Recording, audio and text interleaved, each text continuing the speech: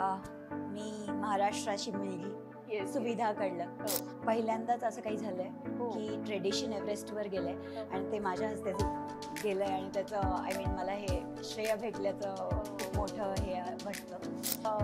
एव्हरेस्टवर पोहोचल्यानंतर तो तिरंगा आणि भगवा फडकवल्यानंतर कळालं की यार आपल्यामध्ये काहीतरी होणार आहे.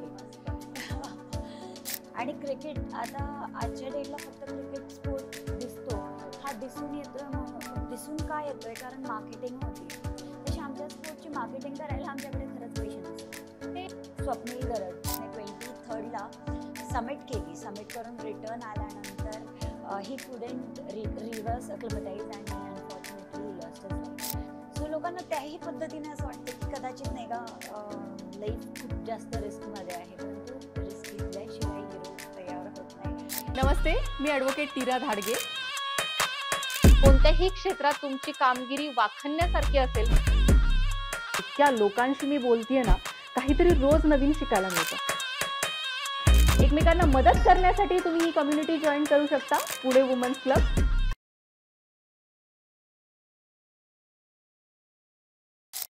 नमस्कार, मी ॲडव्होकेट नीरा धाडगे तुमचं सहर्ष स्वागत करत आहे पॉडकास्ट विथ नीरामध्ये. सह्याद्रीचे कडे आठवले की आपल्याला खूप छान वातावरण आठवतं. त्याच्याबरोबर येणारा छान सुगंध, झाडं झुडपं आणि आता तर काय पाऊसच पडतोय, त्याच्यामुळे आपल्याला सगळ्यांना ट्रेकला जायला तर खूप आवडतं. आणि ह्याच क्षेत्रामध्ये काम केलेली आणि तिच्या उत्तुंग शिखर चढलेला असं कारकीर्द घेऊन आलेली आहे आपल्याबरोबर सुविधा कडलं. खूप छान वाटतंय तुला मला आज इथे बघून आणि आम्हाला नक्की जाणून घ्यायला आवडेल तुझ्याबद्दल. आमच्या ऑडियन्सला तुझ्याबद्दल सांगशील? मी महाराष्ट्राची मुलगी सुविधा कडलं, 2 मुलांची आई आहे. अरे आणि क्या बात. एव्हरेस्टवर ट्रेडिशन नेणारी पहिली महिला. जगभरामध्ये पहिल्यांदाच असं काही झालंय की ट्रेडिशन एव्हरेस्टवर गेलंय आणि ते माझ्या हस्ते गेलंय आणि त्याचं आय मीन मला हे श्रेय भेटल्याचं खूप मोठं हे वाटतं. Apart from that, back home, a mother of 2, with which the younger one is a silver medalist. She got silver medal in technical climbing, speed climbing, at the age of 7. आता सुद्धा ती छान करते. आता जिम्नॅस्टिक्स सुद्धा join केलेत तिने. अशी छोटीशी माहिती आहे माझी. आणि त्या पलीकडे मी राजगुरुनगर खेडची आहे. आणि पुण्यात बाणेरमध्ये राहते. खूपशा पॉडकास्टला गेले पण आज शिवर होती. I don't know what's wrong with me. उलट आम्हाला तुझी ही कारकीर्द ऐकताना म्हणजे मला छान वाटतंय. खूप काही सांगशील अजून, मला खूप ऐकायला आवडेल तुझ्याबरोबर. जो एव्हरेस्टचा एक्सपिरियन्स होता तो कसा होता? बरं, my journey of Everest. Actually, everyone has his own Everest, and he is always climbing every day, every moment. So तसंच माझंही जग होतं. I was a child who was not allowed to get into sports. जबकि मी चांगला throw ball करायची. माझ्या मैत्रिणी म्हणजे मैत्रिणी in sense of course opposite team असो किंवा जवळची टीम असो, दोन्हींनाही भीती असायची की हिच्या हातचा बॉल येतोय म्हटल्यावरती जण नक्कीच सुजणार आहे. सो ते कायम असायचं. त्याच्यासोबतही एक ती जी इमेज बनवलेली असताना घरची जी दहशत असते की नाही, मुलींनी नाही पार्टिसिपेट करायचं आणि स्ट्रिक्टली नाही म्हटल्याच मी हो पण म्हटलो की fine, I agreed to it. तेव्हा राहिलेलं स्वप्न मी कुठेतरी आता नक्कीच करणार होते आणि एक ॲथलीट कधीच थांबून राहू नये सगळं. I was an ultra runner. Post my child I started again my fitness journey of getting into मॅरेथॉन्सच्या नंतर हळूहळू मला आपले गड किल्ले जवळजवळ मला ते इशारे करू लागले होते. आणि त्याच्यात मग मी कधी रॉक क्लाइम्बिंग केली आणि रॉक क्लाइम्बिंग केल्यानंतर कधी वेडी झाले ते कळालंच नाही. ते अचानकच एव्हरेस्टवर पोहोचल्यानंतर तो तिरंगा आणि भगवा फडकवल्यानंतर कळालं की यार आपल्यामध्ये काहीतरी होणार आहे. सो एव्हरेस्ट चढण्याचं ध्येय घेण्या अगोदर मी स्वतः शोधत होते की which sport is it that I am going to go in to. त्यावेळेला आम्ही बाणेरला नवीनच शिफ्ट झालो होतो. सो स्टेडियम जवळ असल्यामुळे every sport was very beautiful for me. आणि every sport was actually attracting me. आता ह्यात मला सुधरत नव्हतं की कोणत्या स्पोर्टमध्ये घुसावं, कारण सगळ्या यंग चिल्ड्रन्सला I mean young set of children are going to be somewhere काय म्हणतो आपण इन शॉर्ट त्यांना कॉम्पिटिशनच्या दृष्टीने पाहणार होते मी, जे चुकीचं वाटत होतं माझ्या मनाला. आणि गडावर सिंहगडावर पहिल्यांदा एक छोटंसं इव्हेंट शाहू महाराज निमित्त एक मॅरेथॉन होता, ज्याच्यात पार्टिसिपेट केल्यास मला कळालं की महिलांचं पार्टिसिपेशन यात कमी आहे. आणि मग that actually got me that glitter in the I and sed की कुछ तू कर सकते आहेस मैं सुविधा. आणि तशी एरवी दर आठवड्याला सिंहगडावर प्लास्टिक कलेक्शन आणि हे सगळ्या ॲक्टिव्हिटीज करतच होती.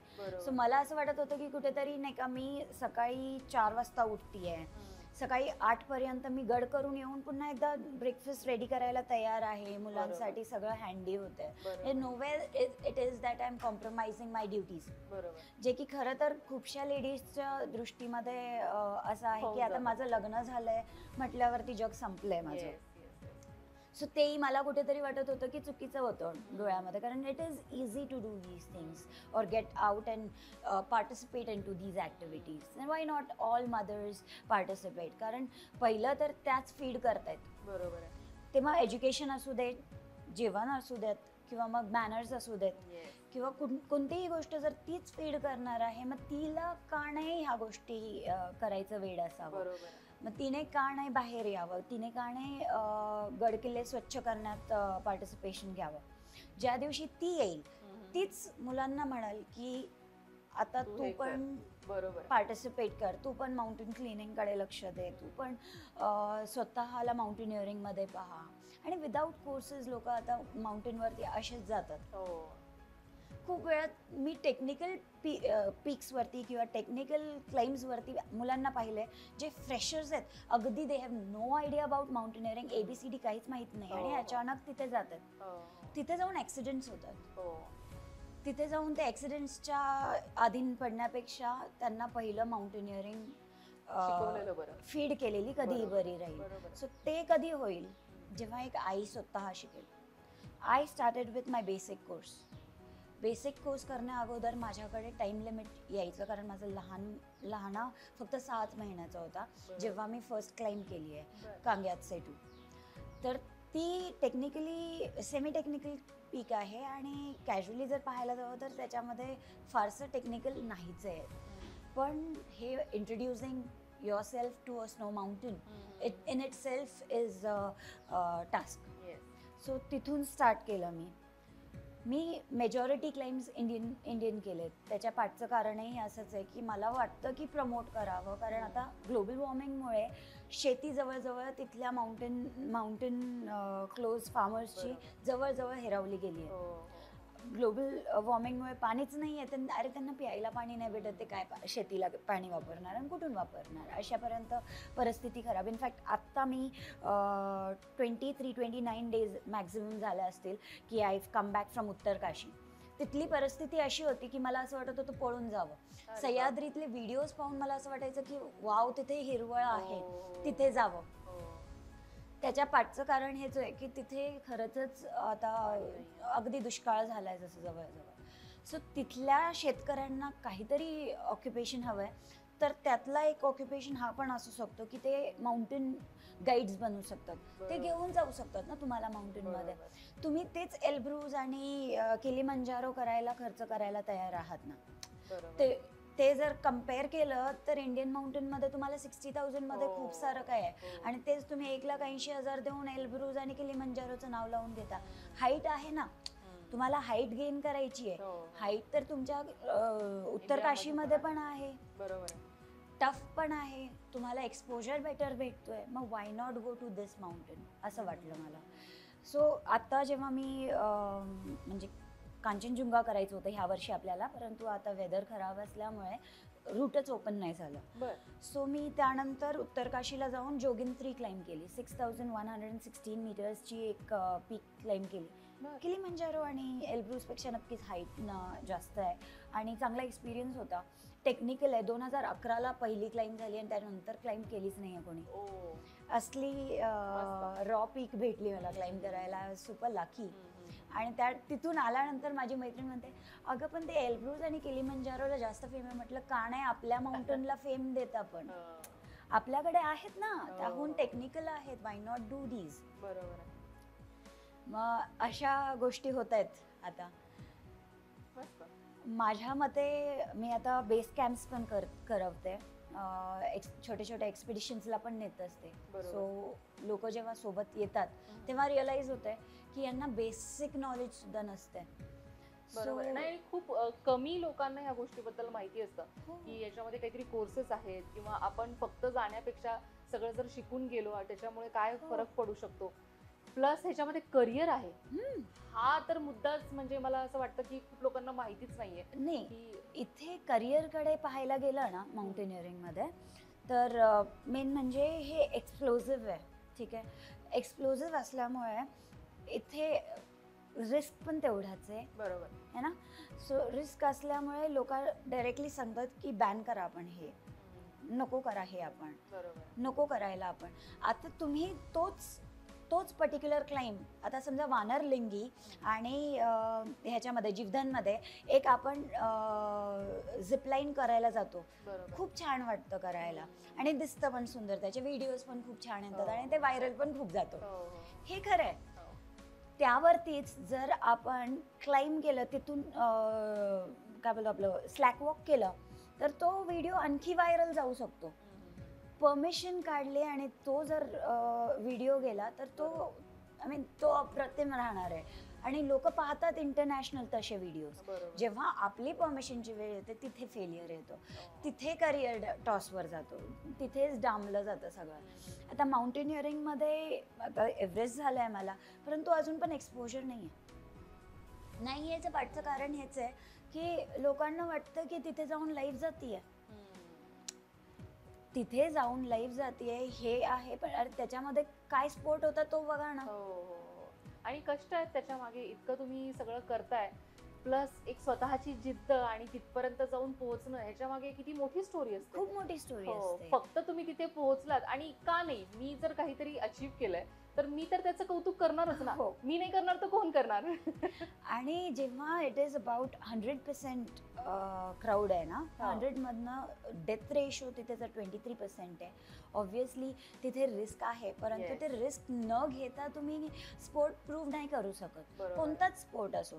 आदल्या दिवशी तुम्ही जर क्रिकेट टीमला फेलिसिटेट करून बाहेर पाठवताय, नक्की नाही आहे की तो जिंकूनच येणार. बरोबर. त्याला तिथे जाऊन त्याचं जे हडल्स आहे ते पार केल्याशिवाय he is not going to win. आणि क्रिकेट आता आजच्या डेटला फक्त क्रिकेट स्पोर्ट दिसतो, हा दिसून येतोय म्हणून, दिसून का येतोय, कारण मार्केटिंग होतीये. तशी आमच्या स्पोर्टची मार्केटिंग करायला आमच्याकडे खरंच पैसे नसतात. हे दोन्हीकडून वेगळं वेगळं आहे बरं का. म्हणजे आपल्याकडे क्रिकेटला जेवढा वाव दिला जातो ना, किंवा खूप लोकांना माहिती आहे, तसं जर तू हॉलिवूड सेलिब्रिटीज वगैरे बघितलं आणि त्यांना जर क्रिकेट बद्दल विचारलं तर झिरो नॉलेज असतं. मी आतापर्यंत कितीतरी इंटरव्ह्यूज बघितले असतील, ज्यांना म्हणजे क्रिकेट माहितीच नाहीये काय आहे ते. आणि तिकडे जर माउंट एव्हरेस्ट वगैरे जर आपण नावं घेतली, किंवा मिशन इम्पॉसिबल सारखे मूवीज जर आपण बघितले, त्याच्यामध्ये कितीतरी वेळा भरपूर काही आपल्याबद्दल बोलून जातील, कारण त्यांना माहित आहे की ते जरा एक्स्ट्रा ऑर्डिनरी वाला केस पडते. तेच आता जर कुणीही क्रिकेटरला तुम्ही जवळून पाहिलं की तुम्हाला वाटतं खूप मोठी गोष्ट आहे का, कारण त्यांना स्टार्स सारखी एक पदवी भेटल्यासारखं झालेलं आहे. रिअल टर्म्स तुम्ही कोणत्याही गल्लीमध्ये जा, 10 तरी क्रिकेटर निघतील. तसं एव्हरेस्ट तर दर गल्लीमध्ये नसतो. त्यात तेवढं एक डिफरन्स आहे. आणि माउंटेनिअरिंग ही फील्ड अशी आहे ना की यात खूप रिस्क असते. लाईक आता माझ्यासोबतचा मित्र, माझ्या त्याचं जन्मतारीख एकच आहे, स्वप्नील गरड, वारला. आमच्यासोबत याला गेला, बेस कॅम्पपर्यंत गेला. त्यानंतर त्याने बिचाराने 23rd समिट केली. समिट करून रिटर्न आल्यानंतर ही कुडंट रिव्हर्स अक्लिमेटाईज आणि unfortunately he lost his life. So त्यालाही 2 मुलं होती. सो लोकांना त्याही पद्धतीने असं वाटतं की कदाचित नाही का लाईफ खूप जास्त रिस्कमध्ये आहे, परंतु रिस्क घेतल्याशिवाय हिरो तयार होत नाही, हेही तेवढंच खरं आहे. बरोबर आहे. नाही, आणि खूप मागे पडलंय, म्हणजे या सगळ्या गोष्टी आपण विचारात घेतल्या पाहिजेत. हो आणि जिथे एक दोन जेव्हा तू माउंटन्स बद्दल बोलते आणि सगळ्यांना त्याच्याबद्दल अवेअरनेस आहे, तर तिथे त्यांनी लोकांनी एवढ्या वेळा गेल्यामुळे तिथे सुविधा उपलब्ध झाल्या असतील, हो काही ठिकाणी कॅम्प्स अवेलेबल होतात, तिथे हो. तुम्हाला बाकीचं सगळं शिकवलं जातं. हा. तसंच आपल्या इथे पण हे जर सगळं सुरू झालं किंवा हो. त्यांनी करायला सुरुवात केली, तर त्या गोष्टी अचीव्ह व्हायला पटकन वेळ कमी लागेल असं बरोबर मला आहे. वाटतं. ऍक्च्युअल पाहायला जावं तर उत्तरकाशी अरुणाचल ह्या साईडला जर इन्स्टिट्यूट्स आहेत, महाराष्ट्रात का नाही आहे? बरोबर आहे. आणि महाराष्ट्रात खरं तर खूप छान अशी इन्स्टिट्यूट प्रिपेअर होऊ शकते. My struggle is to start my institute very soon of having a rescue course and mountaineering course all under one roof. So which will soon come नक्की, up, I am नक्की. sure, because I know everybody is behind to support me. Yes, yes, yes.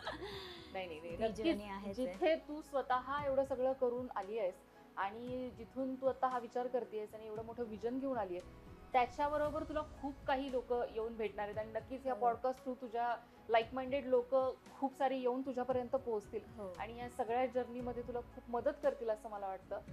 Thank you so much आज इथे आल्याबद्दल आणि तुझा experience share केल्याबद्दल. आपण दिवसभर बोलत बसलो तरी मला असं वाटत नाही की आपल्या दोघींच्या कमी गप्पा पडेल. संपतील. पण थँक्यू सो मच आज इथे आल्याबद्दल. Same here. Thank you. Thank you.